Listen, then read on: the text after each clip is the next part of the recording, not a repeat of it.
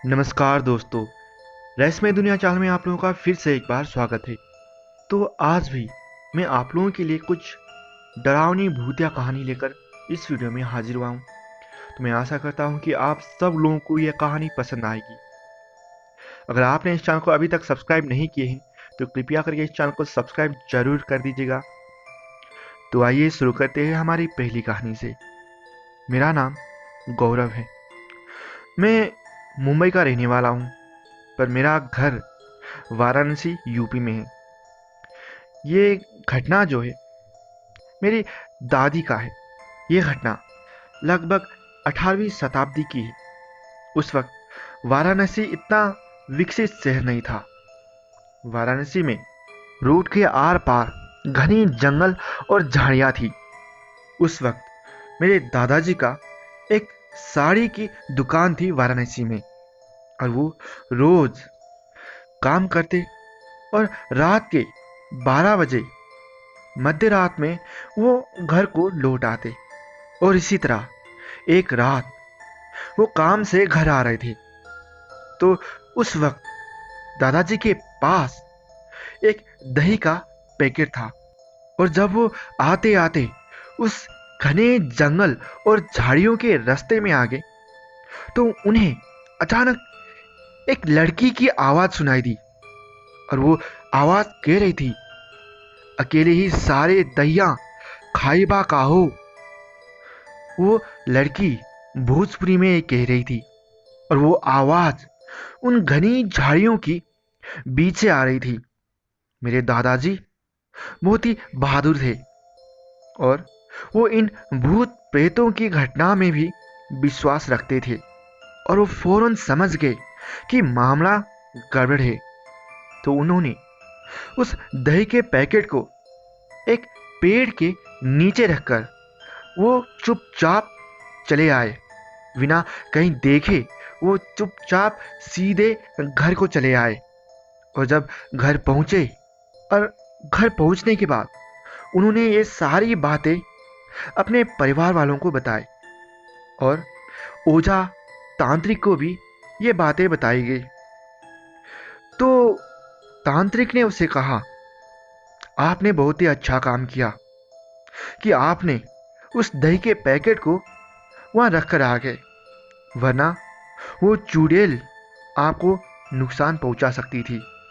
अगर आपने उस दही के पैकेट को वहां नहीं छोड़ा होता, तो वो चुड़ैल आपके साथ आपके घर तक आ सकता था। उसके बाद आपके परिवार वालों को भी वो नुकसान पहुंचा सकता था। तो दोस्तों, आपको ये कहानी कैसी लगी? तो आइए चलते हैं हमारी दूसरी कहानी की तरफ। मेरा नाम आशीष शर्मा है। मैं राजस्थान के डूंगरपुर जिले का रहने वाला हूँ। मेरे घर वालों ने मुझे 10वीं उत्तीर्ण करने के बाद राजस्थान के सीकर जिले के एक हॉस्टल में रखा। उस हॉस्टल में कुछ ही दिनों में जब मेरे मित्र बन गए, इन सब मित्रों में अंकित चटर्जी मेरा प्रिय मित्र था, जो कि कोलकाता का रहने वाला था। हम दोनों एक ही रूम में रहते थे और खूब हंसी मजाक किया करते थे। पर एक दिन अंकित के घर से फोन आया कि उनकी बड़ी बहन की शादी की तारीख तय हो गई थी। अंकित बहुत खुश हुआ, और उसने सभी दोस्तों को कोलकाता आने का न्योता दिया।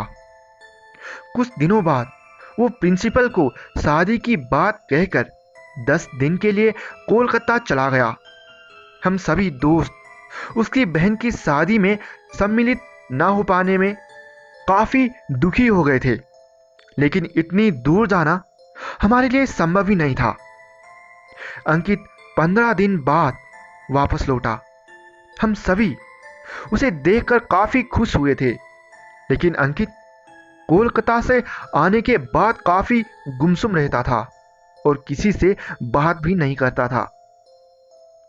कुछ भी बात बोलने पर बस सिर हिला दिया करता था। हम सभी दोस्त उसके व्यवहार से काफी अचंभित थे। वो दिन भर न जाने कहाँ गायब हो जाता था और रात को ही नजर आता था। एक दिन अंकित के परिवार के लोग आए तो मैंने उनसे कहा कि अंकित तो हॉस्टल में अभी नहीं है और वो शाम तक आ जाएगा। तभी उसके परिवार वालों ने आश्चर्य से कहा कि वो यहाँ कैसे आ सकता है, और रोते हुए बोले कि शादी के 2 दिन बाद सड़क हादसे में उसकी मौत हो गई है। ये सुनकर हम सभी दोस्तों के पांव तले जमीन खिसक गई और हम कुछ बोलने के लायक नहीं रहे और हमारी बोलती बंद हो गई। उस दिन के बाद हमने अंकित के भूत को कभी भी नहीं देखा और मैं जिस रूम में रहता था वो भी बदल दिया। अंकित को उस हॉस्टल से काफी लगाव था, इसीलिए तो मौत के बाद भी वो हॉस्टल को नहीं छोड़ पाया। हॉस्टल में सभी बच्चे इस घटना के बाद काफी सदमे में रहते थे, लेकिन मुझे आज भी अंकित सपनों में आते हैं और उन सुनहरी यादों को ताजा कर जाते हैं। तो दोस्तों, ये हमारी दूसरी कहानी आपको कैसी लगी? तो आइए चलते हैं हम अब हमारी तीसरी कहानी की तरफ। मेरा नाम अमर शर्मा है। मैं दिल्ली का रहने वाला हूँ। मुझे बचपन से ही ट्रेन में सफ़र करने का बहुत शौक था और एक हादसे की वजह से आज मैं ट्रेन के पास आने से भी घबराता हूँ।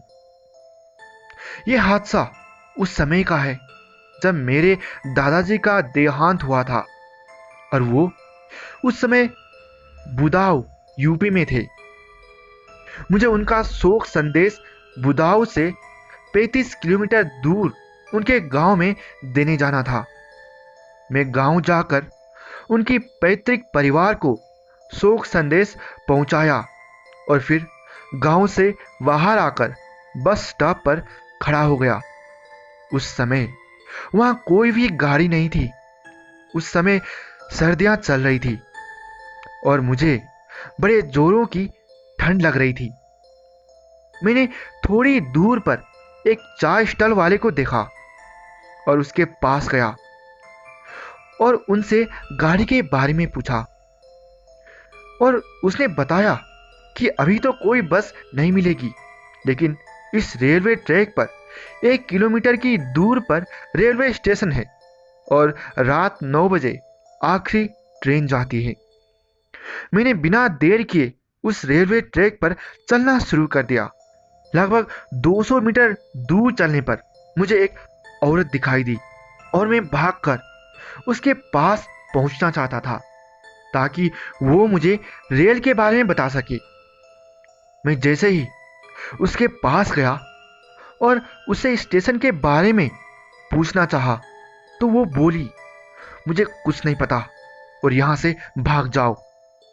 मैं उसके पीछे पीछे चलता गया और थोड़ी देर बाद मैं क्या देखता हूँ कि उसकी चाल मुझे कुछ अजीब लग रही थी। मैंने अपने मोबाइल का टॉर्च चलाकर उस औरत को देखना चाहता था।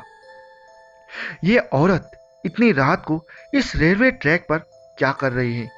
जैसे ही मैंने टॉर्च चलाया, वो औरत बोली, टॉर्च बंद कर दे वरना तेरी सांसें बंद कर दूंगी।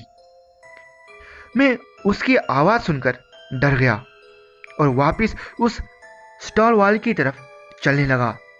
थोड़ी देर चलने पर मुझे उस औरत के जोर से हंसने की आवाजें आई और वो बोल रही थी, मैंने आज एक शिकार पहले ही कर दिया है, इसलिए मैं तेरा कुछ नहीं करूंगी। ये कहते ही वो जोर से मेरी तरफ आई और जब तक मैं कुछ कर पाता तब तक उसने मेरे हाथ को जोर से पकड़ा और मैं बेहोश हो गया। थोड़ी देर बाद जब मुझे होश आया तो मैंने देखा वहां कोई भी नहीं था। मैं जोर से रेलवे स्टेशन की तरफ भागा और वहां से सीधे स्टेशन मास्टर के कमरे में चला गया और उनको सब कुछ बता दिया। तो उन्होंने मुझे चाय पिलाई और कहा कि जिससे तुम मिलकर आए हो वो एक डायन थी, आज तुम बच गए थे। आज से कई साल पहले इस ट्रैक के नीचे कटकर वो मर गई थी और उसकी आत्मा आज भी इस ट्रैक पर भटकती है। अब मैं सारा माजरा समझ गया था और उसके बाद ट्रेन में बैठकर दादी के यहाँ मैं चला गया। इस घटना के बाद मुझे ट्रेन और रेलवे ट्रैक से बहुत ही डर लगता है। तो दोस्तों, आपको ये हमारी 3 कहानियाँ कैसी लगी? और आपको ये कहानियाँ अच्छी लगी है तो इस वीडियो को लाइक करना ना भूलिएगा और साथ ही साथ इस वीडियो को शेयर भी जरूर कर दीजिएगा अपने दोस्तों में। तो अगर आपने इस चैनल को अभी तक सब्सक्राइब नहीं किए हैं तो ऐसे ही कहानियाँ सुनने के लिए इस चैनल को अभी सब्सक्राइब जरूर कर दीजिएगा। तो आज के लिए इस वीडियो में इतना ही। धन्यवाद।